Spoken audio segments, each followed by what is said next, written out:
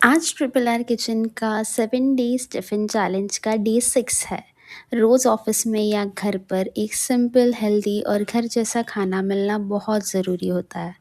इसी सोच के साथ आज के टिफ़िन में हमने बनाया है टमाटर पप्पू, चावल, 3 चपाती हर टिफ़िन में और मेथी की भाजी।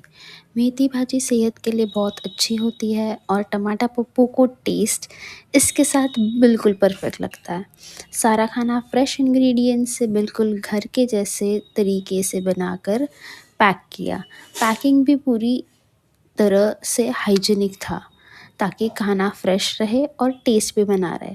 ट्रिपल आर किचन का सिंपल सा प्रॉमिस, रोज़ नया मेन्यू, रोज़ फ्रेश खाना और घर जैसा स्वाद। अगर आपको हमारा काम पसंद आ रहा है तो प्लीज़ ट्रिपल आर किचन को फॉलो कीजिए, लाइक कीजिए और शेयर कीजिए। मिलते हैं कल डे 7 में। Stay tune.